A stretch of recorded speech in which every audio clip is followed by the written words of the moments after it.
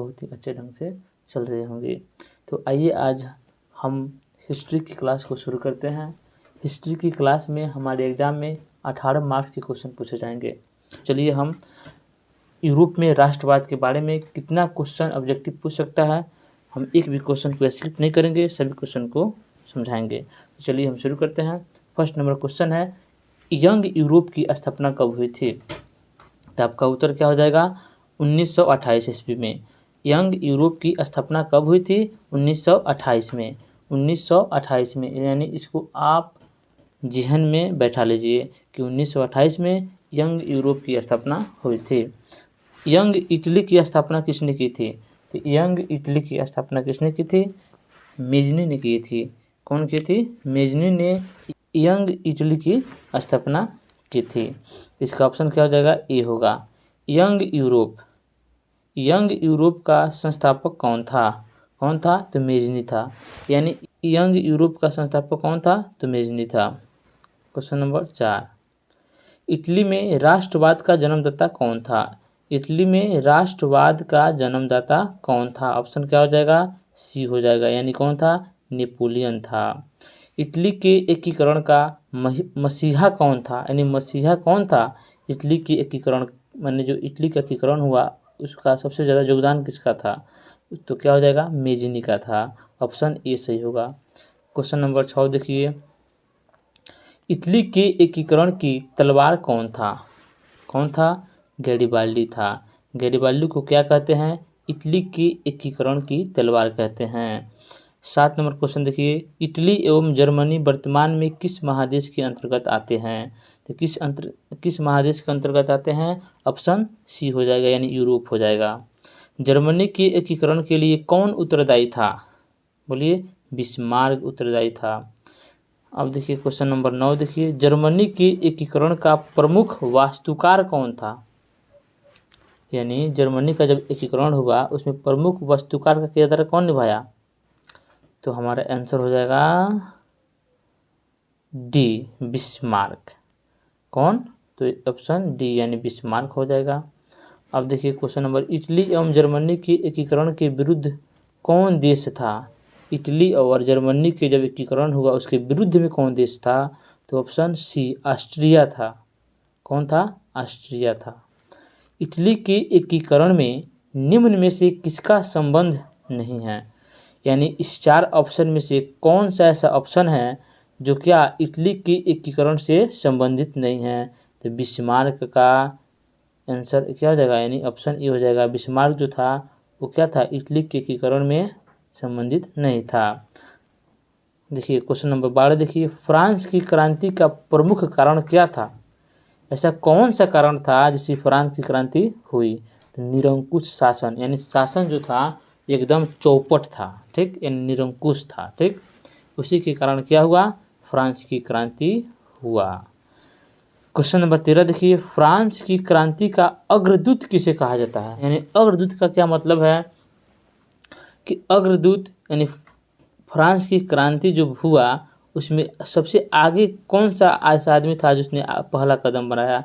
तो option D हो जाएगा, रूसों का। यानी रूस के जो लोग थे वो क्या फ्रांस की क्रांति के अग्रदूत माने जाते थे। अब देखिए क्वेश्चन नंबर 14, फ्रांस ने मानव और नागरिक अधिकारों की घोषणा किस सभा में की? तो ऑप्शन बी हो जाएगा, संविधान सभा में, ठीक। फ्रांस के सामंतवाद का अंत कब हुआ? ऑप्शन ए हो जाएगा, यानी 4 अगस्त 1789। 4 अगस्त 1789 ईस्वी में फ्रांस में साम्यवाद का अंत हो गया। अब आइए क्वेश्चन नंबर 16, फ्रांस में किस शासक वंश की पुनर्स्थापना वियना कांग्रेस द्वारा की गई थी? ऑप्शन क्या हो जाएगा? सी हो जाएगा, बुर्बो वंश, ठीक। अब क्वेश्चन नंबर 17 आइए, यूरोपीय सभ्यता का पालना किसे कहा जाता था? ऑप्शन ए, यूनान को। यानी यूनान को क्या कहा जाता था? यूरोपीय सभ्यता का पालना कहा जाता था, ठीक। यूरोप का मरीज, क्वेश्चन बहुत इंपॉर्टेंट है, इससे 2019 में पूछा गया है कि यूरोप का मरीज किसे कहा जाता था? तो क्या होगा, तुर्की को। तुर्की को क्या कहा जाता था, यूरोप का मरीज कहा जाता था। ठीक। यूरोप वासियों के लिए किस देश का साहित्य एवं ज्ञान विज्ञान प्रेरणा स्रोत रहा। इसका आंसर क्या हो जाएगा, ऑप्शन बी, यानी यूनान जो था वो यूरोप वासियों के लिए क्या था, एक ज्ञान विज्ञान का प्रेरणा स्रोत था। अब क्वेश्चन नंबर 20 देखिए। यूरोपीय राष्ट्रवाद से प्रभावित होकर किस भारतीय शासक जैकोबिन क्लब की स्थापना की। क्या हो जाएगा, टीपू सुल्तान। इसका आंसर क्या हो जाएगा, टीपू सुल्तान। 21 में देखिए, बिस्मार्क क्या था, कवि था, संगीतज्ञ था, नाटककार था, कूटनीतिज्ञ था। तो बिस्मार्क क्या था, कूटनीतिज्ञ था। 22 में देखिए, बिस्मार्क प्रशा का चांसलर कब नियुक्त हुआ, 1862 ईस्वी में। ठीक। बिस्मार्क किस विद्वान की विचारधारा से प्रभावित था। बिस्मार्क जो था, ऐसा कौन सा विद्वान थे जिसकी विचारधारा में वो प्रभावित हुआ, तो कौन था, हीगेल। कौन था, हीगेल था। वियना सम्मेलन कब हुआ था, तो वियना सम्मेलन 1815 ईस्वी में हुआ था। कब हुआ था, 1815 ईस्वी में हुआ था। वियना सम्मेलन का अध्यक्ष कौन था, तो वियना सम्मेलन का जो अध्यक्ष था वो मेटरनिक था। कौन था, मेटरनिक था। यानी मेटरनिक क्या था, तो वियना सम्मेलन का अध्यक्ष था। विलियम प्रथम कहाँ का शासक था, तो विलियम प्रथम जो था वो कहाँ का शासक था, प्रशा का शासक था। कहाँ का शासक था, प्रशा का शासक था। नेपोलियन कोड में कुल कितने कोड थे, 5। कितने कोड थे, 5 थे। नेपोलियन ने जर्मनी में किस संघ की स्थापना की। क्या हो जाएगा, राइन संघ। आपको याद रखना है कि राइन संघ की स्थापना नेपोलियन ने जर्मनी में की थी। देखिए, किसी भी क्वेश्चन को याद करने के लिए आपको बार बार पढ़ना पड़ता है। ठीक।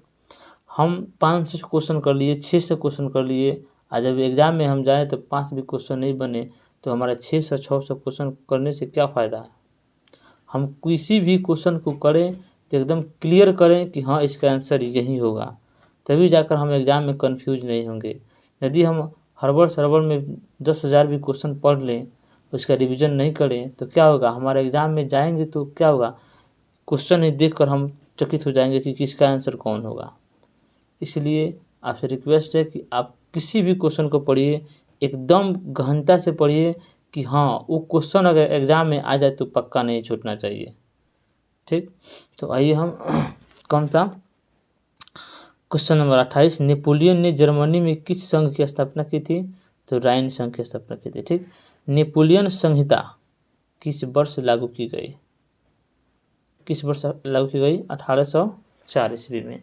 1804 ईस्वी में क्या किया गया, नेपोलियन संहिता वर्ष को लागू किया गया।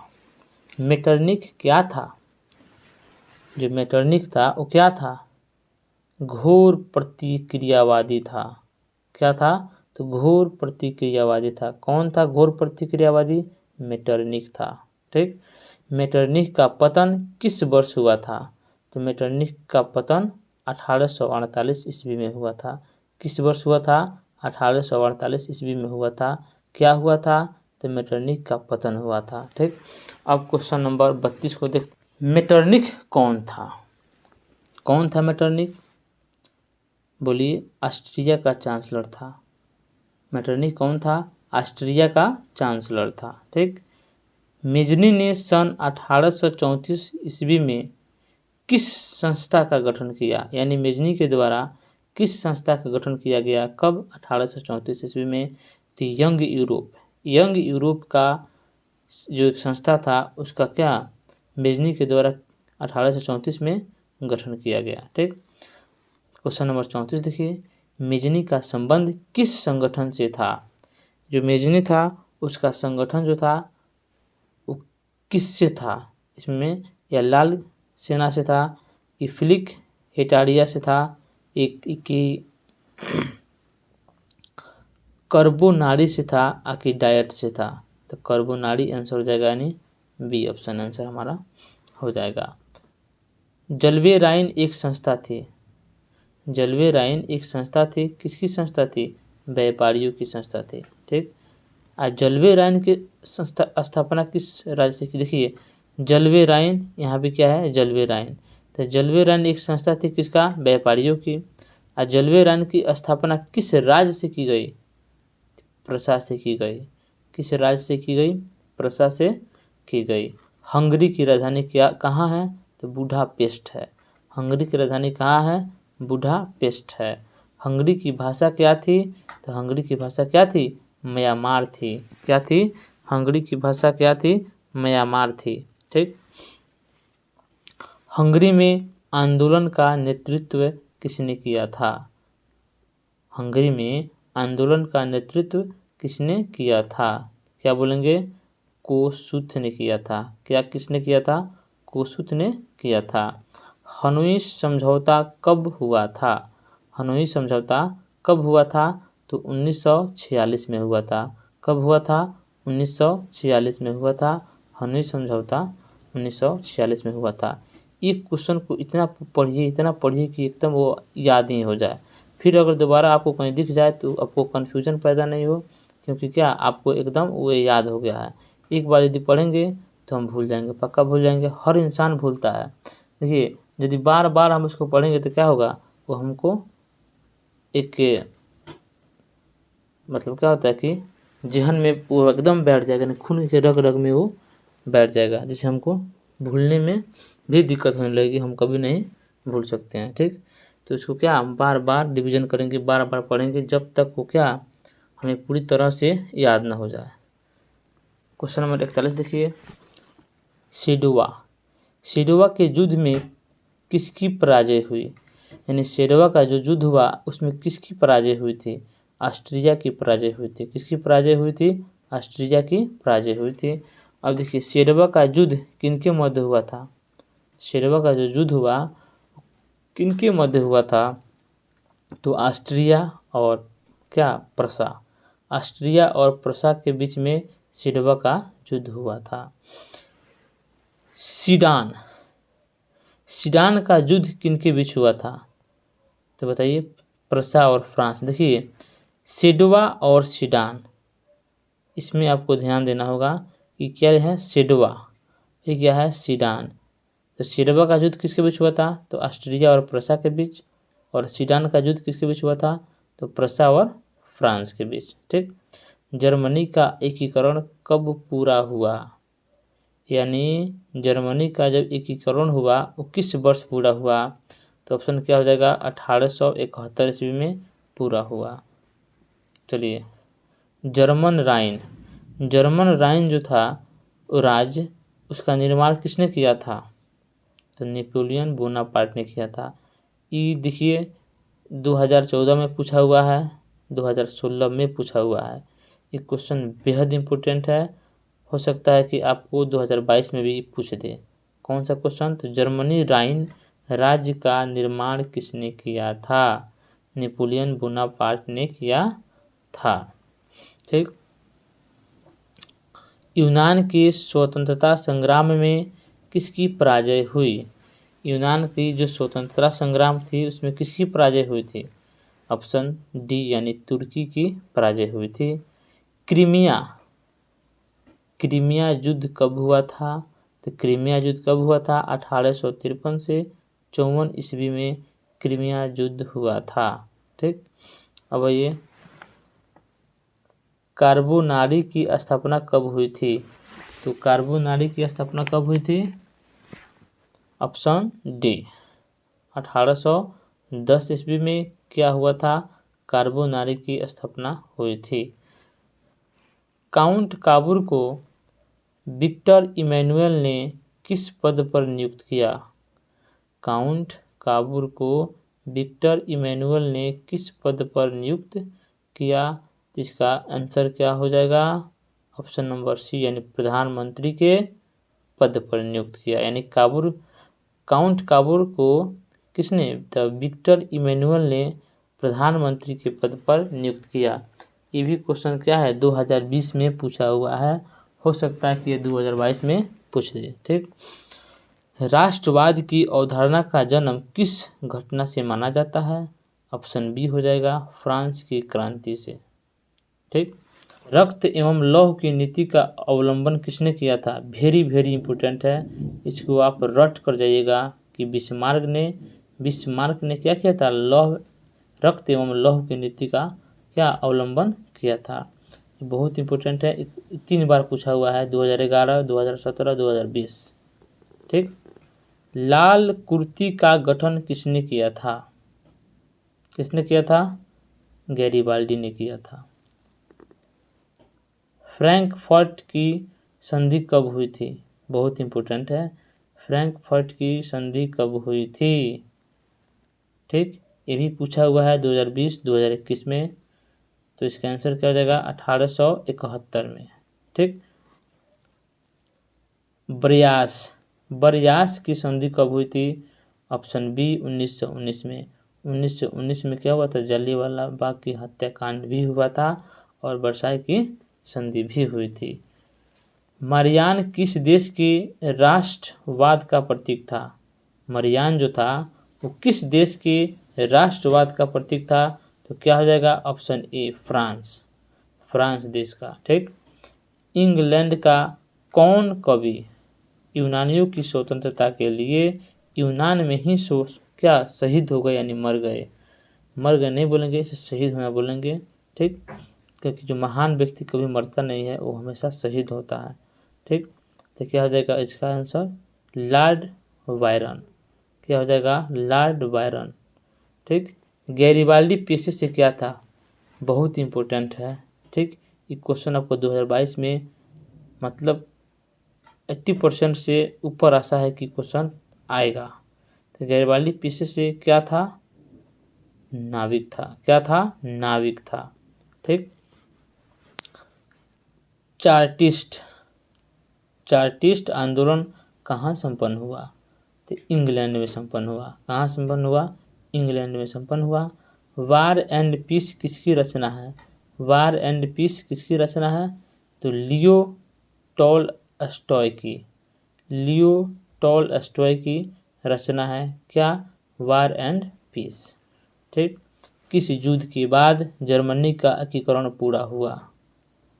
ऑप्शन डी सेडान के युद्ध के बाद जर्मनी का एकीकरण पूरा हुआ। किस युद्ध के बाद इटली का एकीकरण पूरा हुआ। तो ऑप्शन बी सीडान का युद्ध। किस युद्ध के बाद इटली का एकीकरण पूरा हुआ। तो सीडान का युद्ध के बाद। ठीक, किस संधि द्वारा जर्मनी का एकीकरण पूरा हुआ। तो ऑप्शन ए फ्रैंकफर्ट की संधि के द्वारा। किससे, फ्रैंकफर्ट संधि के द्वारा क्या हुआ, जर्मनी का एकीकरण पूरा हुआ। किसने कहा था कि फ्रांस जब छींकता है तो बाकी यूरोपियों को सर्दी जुकाम हो जाता है। ये बात